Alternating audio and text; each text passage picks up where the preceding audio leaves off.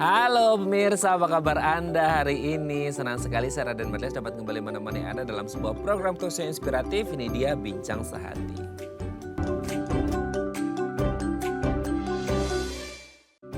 Ya pemirsa, yang namanya orang muda gitu yang masih muda, energik, produktif itu kan sejatinya badannya harus sehat, badannya harus fit, badannya harus bugar. Itu sejatinya seperti itu ya. Meskipun maksudnya kalau orang tua apakah boleh sakit? Ya nggak juga sih. Maksudnya semua orang pasti berproses dalam hidup. Proses aging pasti ada, menurunnya metabolisme tubuh, proses degeneratif itu pasti akan terjadi. Tapi kalau masih muda terus terserang berbagai penyakit gitu ya. Yang notabene-nya kita pikir penyakit itu kayaknya identik dengan lansia deh gitu. Identik dengan orang-orang yang sudah berumur atau senior, usia senja. Tapi kok bisa mengalami ini? Nah itu harus berhati-hati. Salah satunya adalah rematik di usia muda. Makanya hari ini kita akan membahas tema seputar rematik di usia muda. Apakah memang banyak yang mengalami rematik di usia muda? Kan katanya rematik itu adalah penyakitnya orang tua gitu ya. Makanya sekarang banyak banget ada istilahnya gini.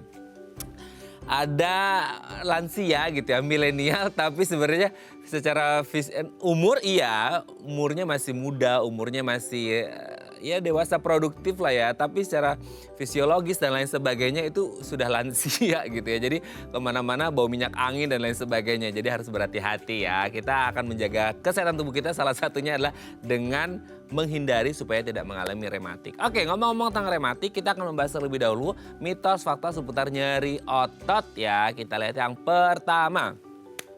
Menggendong tas berat picu nyeri punggung. Kita sudah kembali lagi WFO, work from office gitu ya. Jadi banyak banget mungkin yang kerjaan kemarin, tapi thanks God-nya mungkin selama pandemi belakangan ini lah ya, beberapa tahun belakangan ini kita sudah dimudahkan dengan paperless gitu ya. Paperless work, jadi nggak perlu pakai bawa a pile of papers, banyak banget tumpukan kertas yang bikin kita jadi keberatan untuk bawa-bawa file di dalam tas kita. Tapi bagaimanapun kondisinya masih yang namanya kertas gitu ya, yang hard copy itu masih dibutuhkan di banyak tempat. Nah kadang-kala kita nyimpennya di tas kita terus kita bawa kemana-mana. Apalagi kalau Anda pakai public transport gitu ya, di Jakarta naik Transjakarta, naik MRT, naik LRT dan lain sebagainya. Anda harus menggendong kemana-mana, belum lagi harus desek-desekan. Nah katanya kalau kita lagi menggendong tas yang dengan beban berat gitu ya, pekerjaan kita dari rumah ke kantor, kantor ke rumah, apalagi mau ketemu klien, meeting di luar dan lain sebagainya,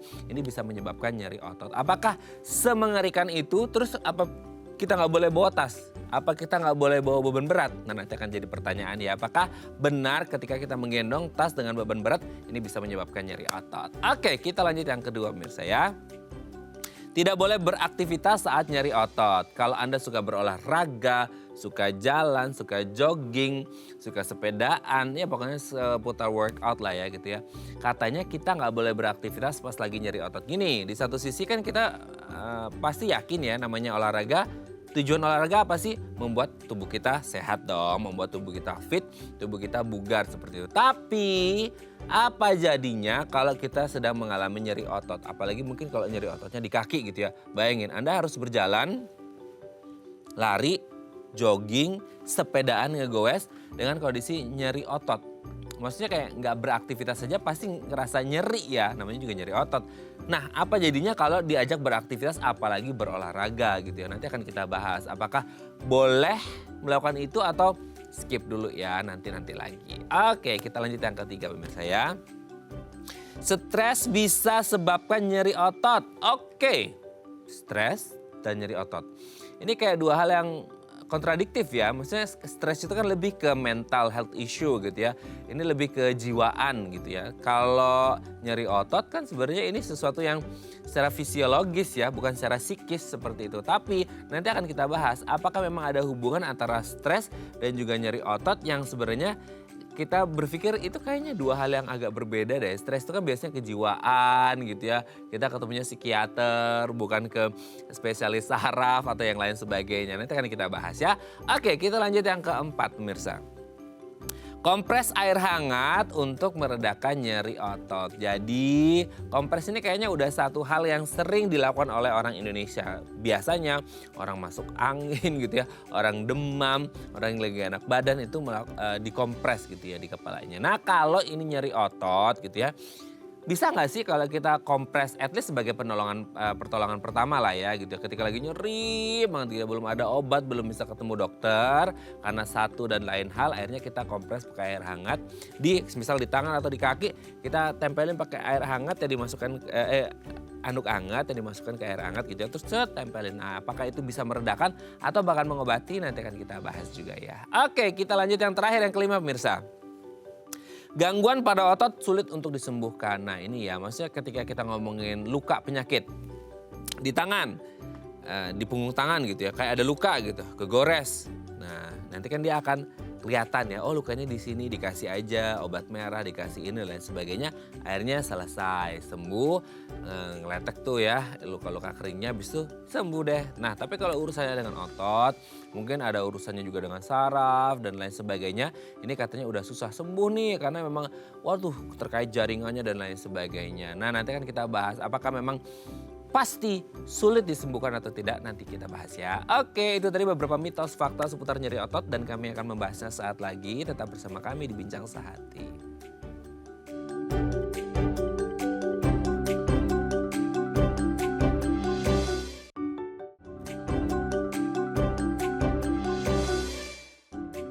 Baik, Anda masih bersama kami di Bincang Sehati. Tadi di segmen sebelumnya kita udah membahas ya beberapa mitos, fakta seputar nyeri otot. Nah untuk membahasnya telah hadir bersama kami di studio Bincang Sehati ada Dr. Rinake Twistiksa Arandita SPN, dokter spesialis neurologi dari Rumah Sakit IMC Pulau Mas. Assalamualaikum, selamat pagi dok, apa kabar? Waalaikumsalam, baik, alhamdulillah. Alhamdulillah. Dok, hari ini kita akan membahas seputar hal yang kayaknya sih kelihatannya sepele, tapi kadang-kadang kita kayak ngerasa nggak nyaman, sangat nggak nyaman lah ya. Apalagi kalau kita ngomongin nyerinya itu seputar nyeri otot segala macem gitu ya.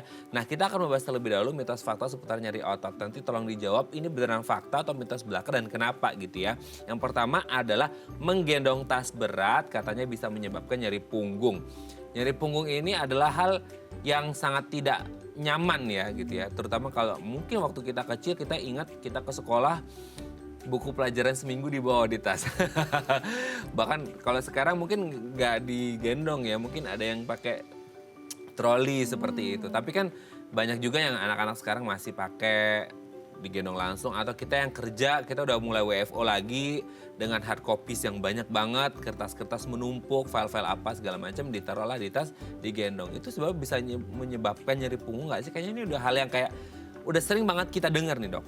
Iya, fakta. Oh fakta. Fakta. Jadi seperti yang kita tahu ya, kalau punggung kita itu dia berjalan dari leher sampai pinggang. Oke. Dan nyeri punggung yang paling sering yang terjadi dengan si benda berat ini umumnya nyeri punggung bawah. Jadi di daerah pinggang nomor 5, 4, ya 3, 4, 5 lah. Itu kenapa? Karena sebenarnya kita tanpa ada beban tambahan pun sudah menjadi beban nih untuk si tulang pinggang. Oh gitu beban tubuh ya. badan Beban kita tubuh ya. kita, Oke. gitu. Nah kalau misalnya ditambah lagi sama beban yang berat, tentu kerja dia akan lebih berat juga gitu. Pertama yang paling sering muncul mungkin ada gangguan struktural ya, celah sendinya mungkin bertambah kecil. Terus kontraksi otot di daerah situ juga akan menimbulkan suatu sensasi yang tidak nyaman yang lama-lama akan menjadi nyeri. Itu juga akan dipengaruhi sama tasnya, bebannya itu dibawanya kayak apa nih. Kalau ransel mungkin nyerinya nggak terlalu berat, seberat kalau misalnya kita pakai tas lempang yang dipakai di sisi itu terus gitu. Kenapa? Karena itu akan mempengaruhi kesegarisan dari si tulang punggungnya juga. Yang akan mempengaruhi ke kontraksi otot-otot di sekitarnya juga. Jadi fakta ya. Tapi boleh dipindah-pindah atau kalau ada yang dua langsung gini kan ransel gitu gimana tuh dong? Ransel lebih bagus. Oh ransel lebih bagus. Betul, bagus. Jadi sebenarnya kalau kita mengangkat suatu beban, semakin dia dekat sama badan kita, bebannya itu lebih disalurkan ke seluruh tubuh. Jadi dibagi-bagi gitu. Jadi si tulang belakang nih nggak terlalu ngasih beban sendirian. Tapi kalau kita pakai yang selempang, itu dia apalagi kalau jangka waktu lama ya naik kereta 1 jam, jalan lagi ke kantor, itu tuh bisa menyebabkan tulang punggungnya jadi lebih miring ya. Jadi kayak ada pergeseran lah atau perubahan dari si tulang punggungnya itu sendiri, itu pun bikin nyeri. Kalau mau gonta-ganti bisa sih, itu salah satu hal yang bisa kita akalin, cuma kita nggak pernah tahu nih apakah waktu kita pakai di kanan waktunya akan lebih panjang atau di kiri dan lain-lain gitu. Dan kadang-kadang kita karena udah habit pakainya sebelah kanan, terus kan udah Iya. nyaman di kanan, mau pindah ke kiri itu kayaknya agak berat ya. Oke ya, kita lanjut ya. Yang kedua, tidak boleh beraktivitas kalau pas lagi nyeri ototnya kambuh. Nah ini juga banyak yang, aku ingin olahraga supaya nyeri ototnya bisa dilemesin, bisa lebih cepat sembuhnya. Tapi kalau mau beraktivitas kok nyerinya tambah-tambah, nah gimana tuh dok? Ini jika nyeri otot yang kita omongin adalah fase akut, jadi kayak baru banget terjadi, memang sebaiknya tidak beraktivitas. Jadi ada sisi faktanya nih ya. Tapi kalau misalnya nyeri ototnya ini udah lama nih, ya kita bilangnya kayak kronik lah, lebih dari 3 bulan, itu malah kita perlu aktivitas. Gitu. Aktivitasnya kayak apa? Aktivitasnya yang sesuai sama kondisi si ototnya gitu. Jadi kalau kita tuh ngomongnya biasanya kalau pasien datang dia bilang ada nyeri, kita tanya dulu nyerinya udah berapa lama nih, abis ngapain, buat kita mengetahui kira-kira apa sih yang bikin nyerinya gitu. Kalau emang nyerinya baru terjadi kemarin banget nih, ya berarti mungkin memang waktunya kita istirahat dulu. Atau kayak kalau nyeri olahraga ya kita ngomongnya kayak ada rest kan, rest, ice kayak gitu. Sama kayak gitu. Tapi kalau misalnya nyerinya nih udah lama sih dok, kayak 1 bulan, 1,5, 2 bulan, oh berarti kita harus mulai exercise nih, bukan didiemin. Karena kalau didiemin otot itu ada suatu mekanisme yang kalau didiemin dia akan merasa, oh nih orang nggak butuh gue nih gitu. Kayak gitu nanti lama-lama dia akan mengecil. Ketika dia mengecil akan tambah nyeri lagi karena akan terjadi kekakuan. Jadi tetap harus exercise kalau emang tidak dalam fase akut. Maksudnya akut dan kronik itu dari lihat yang dirasakannya atau enggak sih dok? Atau memang ini akut dan kronik udah pasti bedanya di situ. Tidak ngomongin sakitnya itu mild atau moderate atau severe gitu.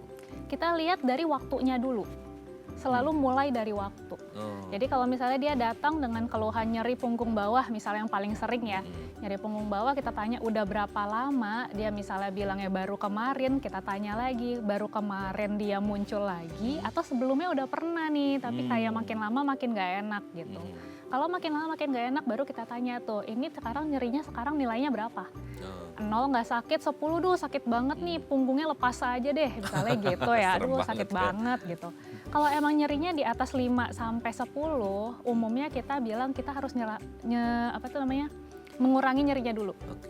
Setelah nyerinya dikurangin baru kita mulai exercise gitu. Jadi itu juga berpengaruh, tapi kita selalu bermula dari waktunya kapan nih dia Waktunya munculnya. kapan ya? Oke, ini sangat luar biasa ya dok. Ya, kita lanjut yang ketiga. Nah ini kadang-kadang nggak tahu, ini banyak orang pasti bilang ini mitos lah, masa ada hubungan antara stres sama nyeri otot? Nah gimana tuh dok? Ini mitos atau fakta tuh? Lagi-lagi nyeri otot tuh spektrumnya gede banget ya. Jadi kita luas tuh banget ya. Iya, gede banget. Jadi kayak ada yang emang nyeri otot karena nyeri olahraga gitu. Kalau nyeri olahraga terus orangnya stres karena jadi nggak bisa olahraga, biasanya sih nggak terlalu berhubungan langsung gitu ya. Tapi kalau misalnya nyeri ototnya karena sesuatu hal yang sifatnya penyakit lain. Penyakit lain yang mungkin untuk salah satunya yang kita bahas ini rematik gitu misalnya, atau penyakit-penyakit imun lain gitu ya, yang memang dia mempengaruhi dari si kesehatan ototnya secara progresif gitu, makin lama makin jelek.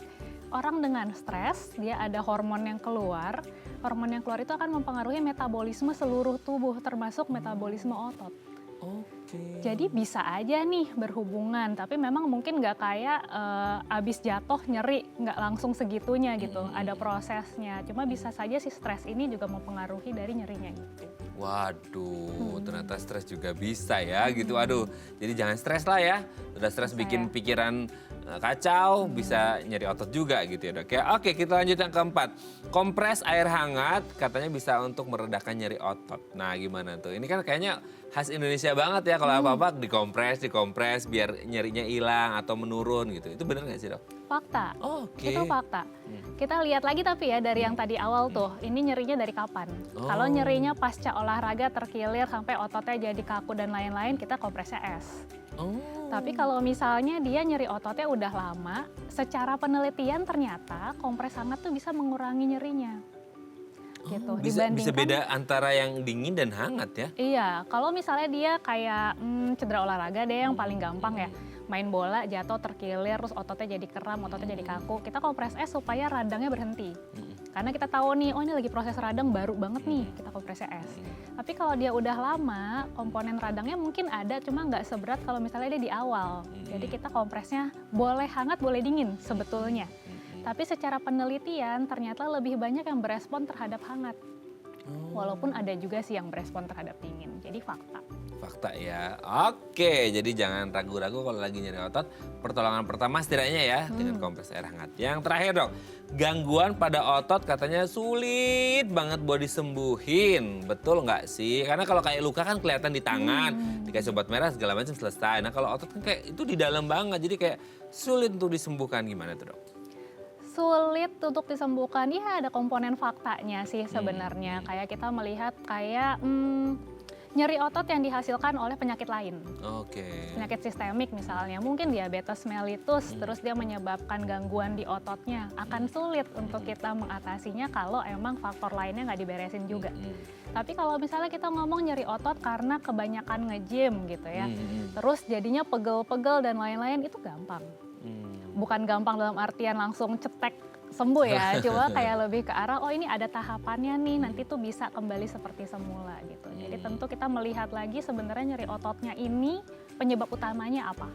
Baru kita bisa menentukan lebih mudahkah atau emang lebih butuh jangka panjang. Oh oke, jadi harus tahu dulu penyebabnya apa untuk mengetahui ini pengobatan atau treatment tindakannya seperti apa. Kita bisa bilang ini sulit atau tidak sulit untuk disembuhkannya gitu ya dok ya. Oke, thank you dok sudah terjawab mitos faktanya. Nanti kita lanjut lagi dengan tema kita hari ini rematik. Nah ini katanya ya masih muda kok rematik. Wah ini badannya muda. Kondisi kesehatannya lansia katanya. Itu banyak banget ya. Nanti kita bahas ya dok ya. Oke pemirsa, kalau Anda punya pertanyaan seputar tema kita hari ini boleh ya di 021 290 3244 atau DM Instagram kami di @daifamily. Kami akan kembali saat lagi.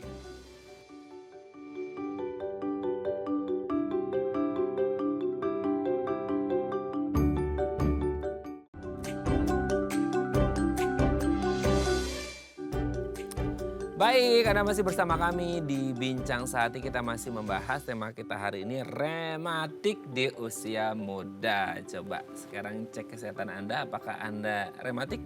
Umur Anda masih milenial? Anda harus berhati-hati ya. Oke, kalau Anda punya pertanyaan boleh di 021 290 3244 atau DM Instagram kami di @daifamily. Kita masih bersama dengan Dr. Inneke Twistiksa Arandita SPN, dokter spesialis neurologi dari Rumah Sakit IMC Pulomas. Oke dok, kita lanjut lagi ya. Rematik, ini kayaknya sering, nggak tahu ya, sering banget disebutin tapi kadang-kadang orang agak nyaru bias gitu ya. Antara rematik, nyeri-nyeri, orang itu ngomongin asam urat gitu ya dan lain sebagainya, itu kayak keseleo lah, pokoknya banyak banget. Nah sebenarnya rematik ini kondisi seperti apa sih? Rematik, ya emang sering banget ya denger ya kayak gitu. Rematik itu sebenarnya penyakit karena imun, jadi autoimun, tapi dia memang dominannya menyerang jaringan ikat kayak otot, ligamen, artritis ya atau sendi-sendi besar, kecil, dan satu lagi bisa ke organ lain juga ternyata. Termasuk pembuluh darah, termasuk otak, termasuk organ yang lain juga. Jadi kalau misalnya orang datang dengan keluhan nyeri-nyeri di daerah otot, di daerah sendi, mungkin saja itu suatu rematik, tapi dia biasanya tidak berdiri sendiri. Jadi biasanya kita harus mencari tuh yang lainnya rematik mana, karena rematik itu ternyata besar sekali. Ada sekitar 100 penyakit yang didasari dengan kata rematik. Gitu. Wow, jadi kita bilangnya tuh kayak rematik disease yang macam-macam. Jadi dia rematik disease-nya yang mana nih? Kayak misalnya kita ngomong systemic lupus erythematosus gitu ya, itu rematik. Atau kita kayak ngomong gout arthritis ya, yang orang suka ngomongnya tuh kayaknya asam urat nih, asam urat. Itu rematik. Rematik juga, itu bagian dari rematik ya? Gitu, jadi memang banyak banget. Terus kalau misalnya dibilang orang datang dengan rematik biasanya dengan nyeri-nyeri gitu, iya. Jadi memang rata-rata nih orang dengan nyeri pada rematik itu kayak sekitar 30-40% pasien datang dengan rematik keluhan pertamanya adalah nyeri. Bisa nyeri otot, bisa nyeri sendi, atau nyeri di tempat lain gitu. Dan dengan salah, ternyata rematik ini rata-rata epidemiologinya usia-usia 30-40 tahunan. Oh? Jadi memang kalau misalnya tadi ngomong usia milenial, ya bisa jadi gitu. Milenial sekarang 30-an kan, berarti Iya, umurnya 30-an. sekarang iya sekitar itu. Jadi memang pada usia-usia dewasa muda. Dan akhirnya kenapa kita lebih banyak menemukan pasien dengan rematik, karena usia segitu dengan keluhan yang mengganggu seperti itu pasti mencari pertolongan. Iya nggak? Kayak misalnya kita datang nih, dimarahin bos nih karena sakit terus gitu. Ternyata pas dilihat, oh ya mungkin memang ada ke arah situ. Tapi kok selama ini kita dengarnya ya dok ya, rematik itu usianya usia lanjut gitu. Penyakit usia lanjut, jadi kalau ada anak muda meskipun tadi epidemiologinya itu 30-40 ya. Ini fakta baru loh, kita baru tahu ternyata gitu ya rematik di range usia segitu gitu. Tapi selama ini kenapa kita mendengarnya bahwa rematik itu penyakitnya usia lanjut. Jadi ketika ada orang-orang di range usia 30-40 tuh kayak diketawain, ih lansia lu gitu, lu masih 30 gitu, gimana tuh dok? Karena memang nggak banyak yang tahu kalau rematik itu adalah suatu kelompok penyakit. Oh, Iya kan? Kayak tadi tuh yang kita bilang ada 100 loh penyakit yang sebenarnya kita bisa termasuk dia di kelompok rematik gitu.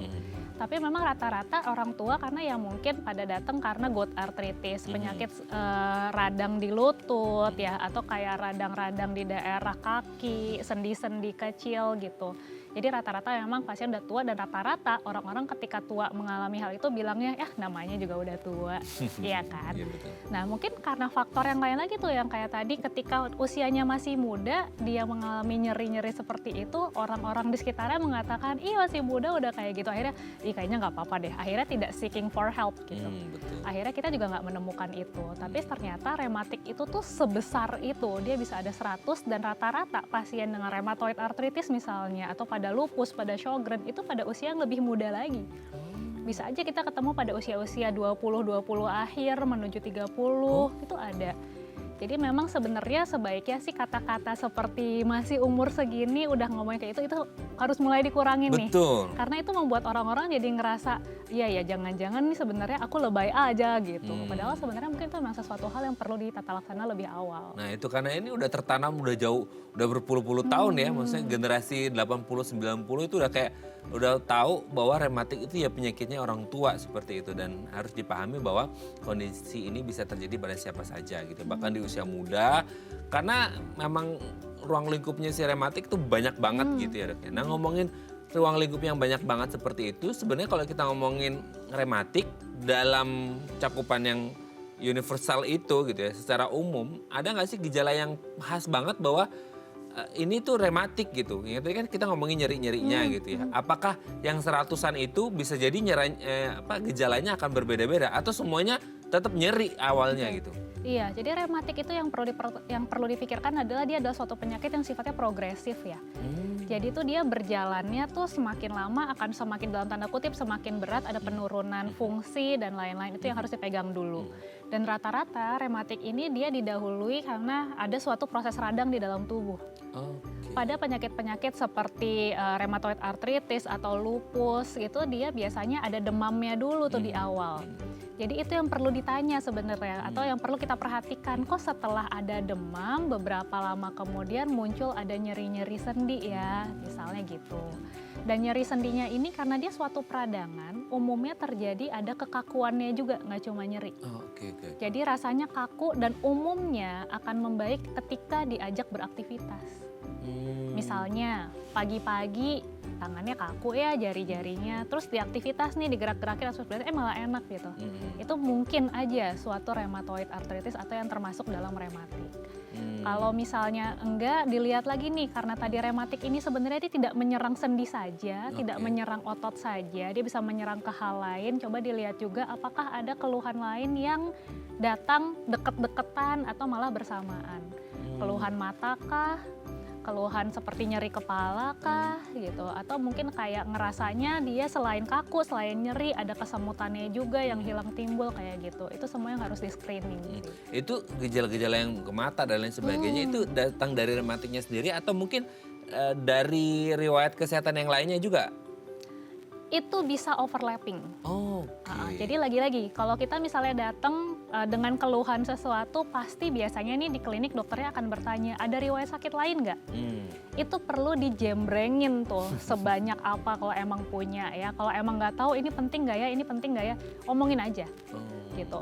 Kami tuh suka bilang, Anda sebagai pasien nggak usah mikir ini penting atau nggak penting, biar kami yang mikir itu penting atau nggak penting. Cerita aja gitu ya, karena itu akan menjadi penting untuk kita melihat kira-kira ini mengarah kemana. Termasuk kalau misalnya tadi dibilangin orang tua biasanya lebih banyak, karena biasanya penyakit-penyakit metabolik lebih banyak ditemukan pada orang tua juga. Betul. Seperti diabetes atau mungkin ya gangguan hipertensi dan lain-lain. Dan harus diingat juga rematik ini juga bisa loh, dia menyerangnya ke pembuluh darah bukan ke sendi. Dan itu mungkin gejalanya lebih gak terlalu jelas lagi gitu. Atau menyerang kulit, kayak kulitnya jadi gampang merah-merah kalau kena sinar matahari, pada lupus kayak gitu, itu juga perlu dibicarakan. Oke, ternyata banyak ya, maksudnya tidak hanya ke sendi aja ya, ke pembuluh darah, ke kulit. Yang orang pikir mungkin akhirnya mereka tidak merasakan bahwa itu rematik gitu ya. Betul. Tapi seiring karena sistem metabolik menurun, proses degeneratif orang menjadi tua, akhirnya orang kerasa bahwa oh kerasanya pas di tua, dan akhirnya orang berpikir ya rematik penyakitnya orang tua seperti Benar itu ya. banget. Tapi kalau dimulai dari usia muda bahkan 20-an, 30-an udah mulai, itu ada hubungan sama genetik seseorang nggak sih dok? Maksudnya kayak ketika orang tuanya ada riwayat rematik akan nurun ke anaknya, itu ada turunan seperti itu nggak sih? Ada, betul banget. Jadi memang beberapa riwayat dengan rematik mungkin yang saat ini memang lebih banyak diketahui ya, itu seperti rheumatoid arthritis atau seperti lupus dan seperti penyakit-penyakit imun lain, itu biasanya memang dia akan meningkatkan risiko pada keturunannya. Gitu. Jadi memang genetik ada. Cuma ada juga yang sifatnya itu idiopatik. Idiopatik itu dalam artian sebenarnya nggak ada nih kalau kita selusurin gitu ya dari Silsilahnya itu keluarganya. nggak ada gitu ya? Iya. Kita lihat sampai 3 generasi atas kok nggak ketemu ya. Atau kalau misalnya pasiennya udah punya generasi bawah, kita tanya juga generasi bawah juga nggak ketemu. Mungkin aja bisa kayak gitu. Karena ya kalau kita lihat ya untuk saat ini kebanyakan kayak stres oksidatif dari luar, mungkin pabrik yang banyak, terus oksidasi juga dari udara juga kurang baik dan lain-lain, itu juga bisa memicu adanya mutasi gen kan. Jadi bisa aja dia mendapatkan itu tapi tidak ditemukan juga pada keluarganya juga bisa. Ya, banyak ya multifaktoral ya dok ya. Iya, betul. Oke, nanti kita lanjut lagi ya dok ya, kita harus break terlebih dahulu.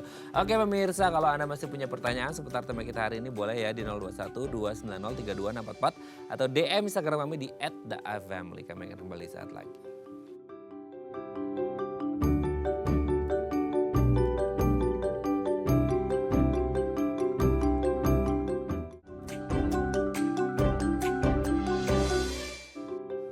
Baik, Anda masih bersama kami di Bincang Sehati. Kita masih membahas sama kita hari ini rematik di usia muda. Kalau Anda punya pertanyaan boleh ya di 021 290 3244 atau DM Instagram kami di @theafamily. Kita masih bersama dengan Dr. Inneke Twistiksa Arandita SPN, dokter spesialis neurologi dari Rumah Sakit IMC Pulau Mas. Oke dok, kita lanjut lagi. Tadi kan ngomongin ada ya faktor genetik, ada beberapa faktor yang lain. Tapi gini kalau dulu pikirannya, mungkin ini orang awam nanya, ketika dulu kita pikirannya rematik itu usia lanjut, sekarang anak muda ada, meskipun range usia dari dulu ada, itu pengaruh nggak sih sama pola atau gaya hidup gitu ya? Entah itu dari makan, pola istirahat, pola olahraga, pola aktivitas sehari-hari, itu ada hubungannya nggak dengan orang kenapa sih di usia muda udah mulai mengalami rematik, meskipun secara epidemiologis tadi sudah bisa sih gitu, tapi dari gaya hidup ada pengaruh juga nggak? Kalau kita ngomongin secara rematik khusus dari gaya hidup, mungkin tidak langsung ya, tidak langsung. Tapi kalau kita ngomong gaya hidup saat ini dengan yang kayak mungkin beban pekerjaan yang makin banyak misalnya, tidur yang semakin kurang, makan yang semakin tidak seimbang, mungkin kita bisa ngomongin ke nyeri yang terjadi karena gangguan metabolik. Gitu. Jadi kalau misalnya saat ini keluhannya adalah nyeri-nyeri, entah dimanapun ya, nyeri punggung kah, nyeri tangan, mungkin kita bisa tuh menghubungkan ke arah situ. Mungkin makannya lebih banyak gorengan, ya berarti metabolisme kita di dalam juga pasti nggak bagus ya. Dalam Indonesia tanda banget. kutip nih, tenaga yang dibutuhkan untuk kita bekerja itu tidak cukup karena intake-nya kurang. Gitu. Atau kurang olahraga, ya berarti secara otot, secara sendi, secara tulang, dia tidak terbiasa untuk exercise. Ya pasti akan ada seperti yang kita omongin tuh, ada pengecilan otot kah, masa ototnya berkurang, sendinya jadi terganggu, itu jadi nyeri juga. Atau kalau misalnya dibilangin kurang tidur, seperti yang kita tahu, tidur sehari tuh bagusnya 6-8 jam, nggak boleh kurang, nggak boleh lebih gitu ya. Kalau misalnya kurang, berarti ada proses regenerasi sel yang terjadi di tubuh kita dipotong waktunya, sehingga tidak optimal juga. Akhirnya muncullah suatu gejala-gejala yang mungkin sering kita temui di usia-usia muda saat ini gitu ya. Tapi nggak melulu ketika itu muncul, wah pasti rematik nih. Ya enggak gitu ya, kasihan ya rematik disalahin melulu. Enggak gitu. Jadi memang untuk kita menentukan nyerinya ini nyeri tipe apa, dia mengarah kemana, itu prosesnya panjang. Jadi itu yang harus kita jalanin satu persatu sampai kita benar-benar menentukan oke, tata laksananya adalah seperti ini. Oke. Dengan berbagai faktor itu, terus kemudian orang mulai merasakan nih gejala yang tadi dokter sebutkan bahwa ini kayaknya menuju atau mengarah ke rematik seperti itu. Untuk mendiagnosis bahwa orang ini benar-benar mengalami rematik gitu ya, entah itu rematik yang mana karena banyak banget tadi ya dok, ada seratusan seperti itu. Untuk mendiagnosisnya caranya seperti apa dan untuk menentukan bahwa oh ini kayaknya masih ringan, ini sedang ke berat itu gimana sih dok? Oke, jadi kalau untuk rematik yang pasti pintu masuknya adalah pemeriksaan fisik ya. Jadi seperti kita mencari juga riwayat penyakitnya seperti apa, karena tadi kita bilang dia suatu yang progresif. Jadi ya nggak sekarang ada besok enggak gitu ya. Itu pasti ada, kita tanya terus riwayat keluarga dan lain-lain, kita pemeriksaan fisik juga untuk mencari gejala-gejala di pemeriksaannya seperti apa. Selanjutnya kita pasti akan melihat serumnya, darahnya. Darahnya. Untuk kayak misalnya biasa dari anamnesis atau pemeriksaan fisik kita udah mulai mengerucut nih dari sekian banyak rematik, mungkin dia tipenya yang A atau yang B gitu. Pemeriksaan darah itu kita gunakan untuk kita mengerucutkan lagi dia lebih ke arah mana. Nah itu biasanya ada titer tertentu yang akan kita lihat di darah itu, kayak kadar tertentu ya dari marker salah satu penyakit rematik ini untuk kita menentukan dia sudah berada di mana. Sambil kita lihat dari pemeriksaan fisik tadi keterlibatannya kira-kira udah kemana aja. Gitu kayak tadi ya dia tuh bisa kemana-mana gitu. Kalau misalnya dia ada gejalanya memang keterlibatannya mungkin lebih dari 2 organ, terus titer yang kita lihat juga mungkin sudah mulai agak tinggi gitu ya. Atau kalau kami pada neurologi biasanya suka dikonsulkan dari teman-teman penyakit dalam spesialis alergi ini untuk ngelihat ada keterlibatan neurologinya nggak sih kayak gitu. Keterlibatan neurologi yang paling sering kamu temui itu bisa gangguan psikiatri, kayak seperti perubahan perilaku gitu ya, atau mungkin kejang, atau juga cukup dengan nyeri kepala, atau yang paling lebih simpel lagi, kok saya dalam 3 bulan terakhir ini ganti kacamata terus, karena pandangannya regresinya tuh sangat cepat gitu misalnya. Itu juga bisa menjadi salah satu tanda untuk kami kira-kira penyakit yang berhubungan sama si rematik ini dia sudah sampai mana. Gitu. Dan itu tentu akan mempengaruhi ke treatment yang akan kami pilih gitu. Dan termasuk ke edukasi ke pasien dan keluarga juga terkait penyakit. Oke. Dari mungkin ringan, sedang ke berat tuh dia bisa berapa lama sih dok? Atau mungkin berbeda-beda setiap orang? Beda-beda sih tiap orang, berbeda-beda. Faktornya pertama ya tentu kita melihat onset kejadiannya ya, kapan dia pertama kali muncul gitu. Usia lebih muda berarti dalam tanda kutip kita lebih mengenal dia lebih awal, regimen terapi bisa diberikan lebih awal, biasanya prognosisnya lebih baik. Kayak pemberatannya tuh bisa kita tahan lebih awal. Tapi jarang nggak sih dok di awal-awal udah datang ke dokter? Bener. Memang rata-rata orang yang datang itu adalah dengan keluhan dan ada riwayat keluarga.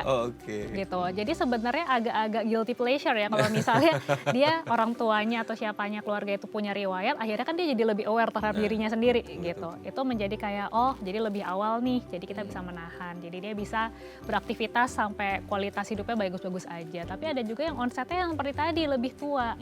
Mungkin di usia-usia 50 tahunan gitu ya baru ketahuan. Tentu kan regimen obatnya pun kita akan memilih yang lebih mungkin untuk ditahan sama orang tua itu lebih sedikit ya pilihannya gitu dibandingkan kalau misalnya dia usianya lebih muda gitu.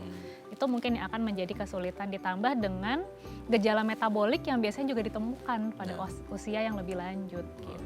Ya, secara kinerja tubuh emang secara alami mengalami hal itu gitu ya. Oke dok, sebelum kita lanjut ini ada DM Instagram, ada di layar aku bacakan ya, ini dari Bu Donna. Dok, saya lagi hamil 25 minggu. Wah, selamat ya Bu Dona ya. Lagi hamil 25 minggu dan sering gerah pas malam, jadi suka mandi malam. Oke, ini bawaan hamil kali ya. Tapi beberapa hari ini sendi-sendi saya di pergelangan dan jari tangan rasanya sakit dan susah digerakin. Apa itu tanda rematik ya dok? Gimana solusinya? Oke, hamil 25 minggu, sering gerah pas malam jadi mandi. Terus belakangan ini sendi-sendinya di pergelangan dan jari tangan rasanya sakit. Nyeri gitu mungkin ya dan susah digerakin. Itu tanda rematik bukan ya dok ya? Oke. Pada orang hamil nih metabolismenya berubah ya. Metabolismenya berubah, cenderung lebih cepat dan distribusi cairan tubuhnya juga berubah. Itu yang perlu dipikirkan dulu. Jadi kalau misalnya sering kepanasan di malam hari, pada orang tidak hamil mungkin itu bisa kita jadiin tanda untuk gangguan dari rematik. Tapi kalau pada orang hamil kita pikirkan dulu, oh ini mungkin suatu hal yang normal pada kehamilan. Biasanya Gitu. memang begitu ya dok, ya? Misalnya orang hamil suka kegerahan. Gampang gerah ya? Iya, betul. Jadi kalau misalnya lagi hamil gampang gerah, kayaknya mungkin bukan sesuatu hal yang perlu dikhawatirkan banget gitu ya. Tapi kalau tadi dia bilang rasanya ada nyeri-nyeri di pergelangan tangan sampai jari. Kayak tadi tuh, distribusi cairan ketika hamil itu berubah. Dan cedera-cedera saraf kecil pada kehamilan itu risikonya meningkat. Termasuk kalau misalnya yang di pergelangan tangan itu paling sering namanya CTS atau sindrom terowongan karpal. Itu ada saraf jalan di sini nih, di sini ada jembatan, dia gampang banget kejepit. Di sini ya? Iya, gampang banget kejepit, apalagi kalau lagi hamil. Orang gemuk pun tidak hamil gampang terjadi jepitan di situ. Karena memang distribusi cairannya berubah nih, distribusi cairan berubah, terus metabolismenya juga berubah.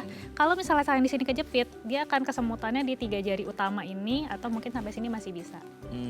Bedanya kalau misalnya dia hamil atau tidak hamil, kita harus lihat faktor resiko lain. Karena CTS itu sebenarnya sangat rutin ditemui pada usia-usia muda, apalagi pada pasien kantoran, orang kantoran.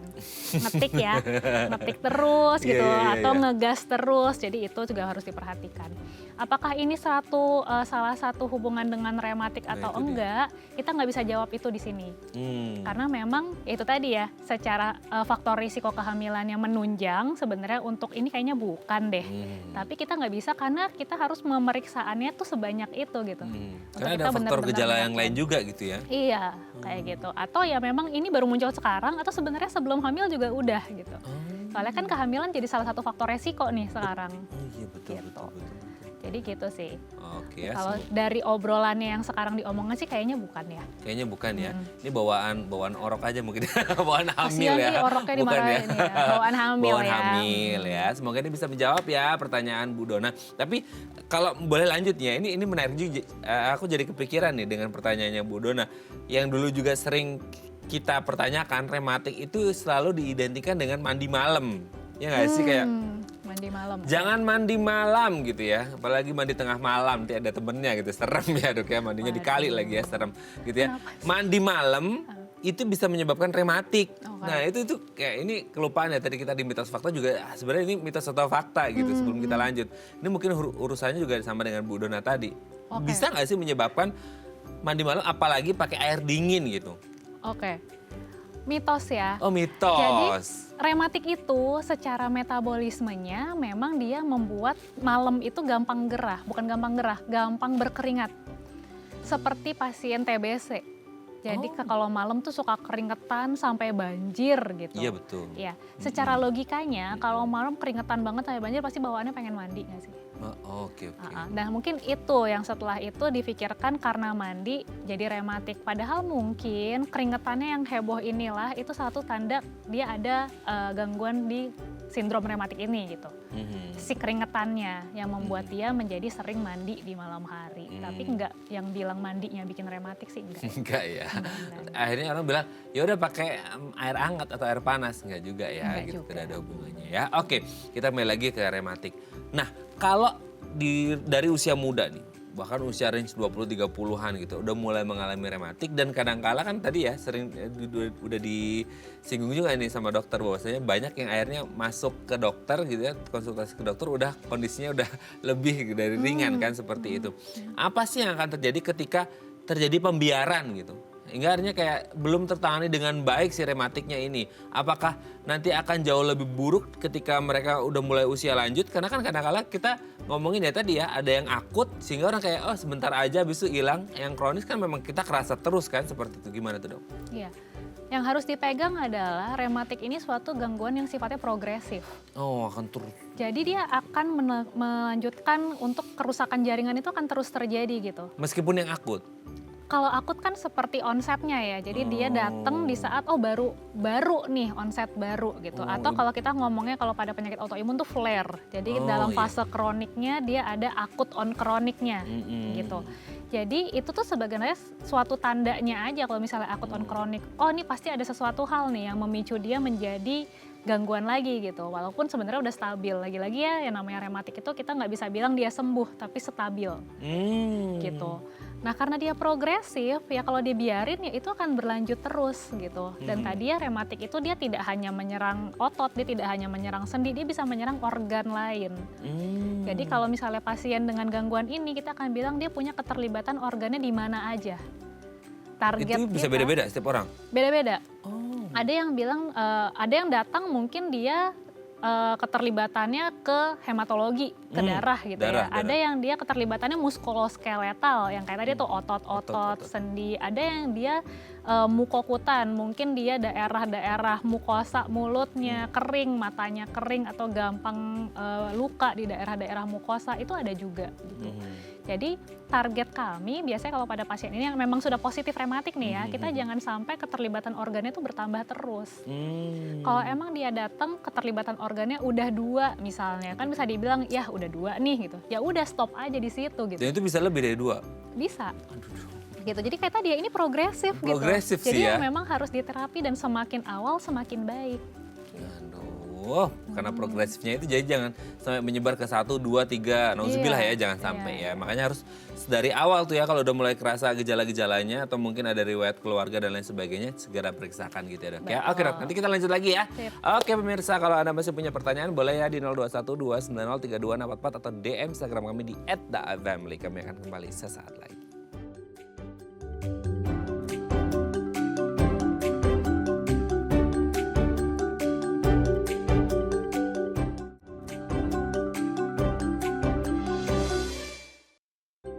Baik, karena masih bersama kami di Bincang Sehati, kita masih ngomongin seputar rematik di usia muda bersama dengan Dr. Rineke Twistiksa Arandita SPN, dokter spesialis neurologi dari Rumah Sakit IMC Pulau Mas. Oke dok, ini berlanjut yang tadi ya.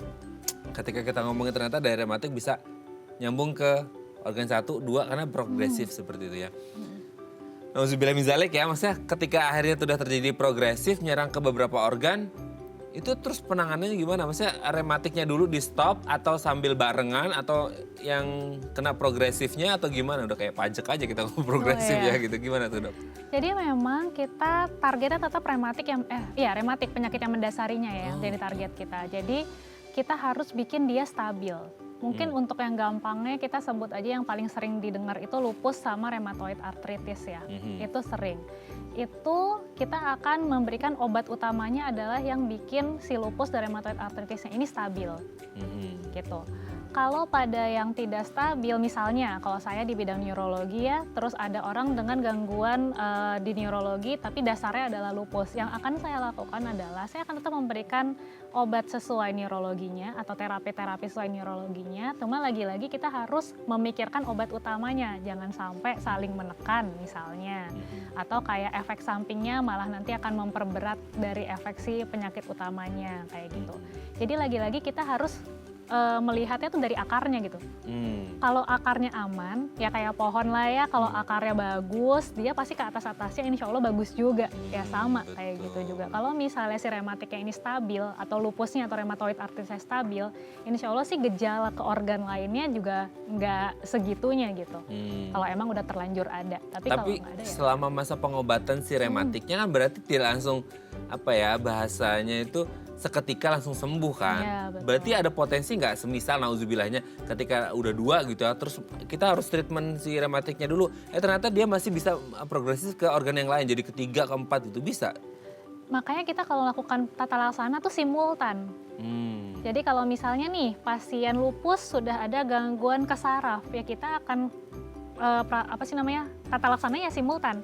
Jadi sama teman-teman penyakit dalam alergi dan bersama kami di bidang neurologi kita akan merawatnya bareng-bareng gitu. Jadi nggak yang kayak ya udah deh ini dulu ya ke sayanya nanti aja gitu, enggak. Jadi kita bareng-bareng. Termasuk pada pasien yang emang dia keterlibatannya muskuloskeletal, kita biasanya juga akan mengajak teman-teman dari rehab medik. Gitu, bantuin yuk buat dia exercise dan lain-lain seperti apa supaya nyerinya ini juga nyaman buat dia bisa aktivitas harian gitu sambil kita tetap memberikan regimen obat yang sesuai dengan penyakit dasarnya gitu. Tapi ada pernah nggak sih dok, maksudnya kasus rematik dengan meskipun simultan ya, maksudnya dengan beberapa treatment dengan ya organ-organ yang lain gitu, ada nggak sampai organ yang lainnya itu bisa jadi malah kondisinya bisa lebih buruk gitu daripada si rematiknya?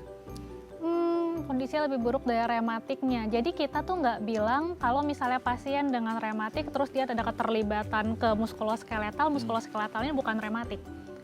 Jadi mereka tetap di bawah payung rematik gitu. Cuma memang organnya mungkin yang terkenanya beda-beda ya. Dan kita melihat dia tingkat keparahan dari si rematiknya ini dengan seluruhnya. Jadi semua yang berada di bawah payung itu yang kita nilai.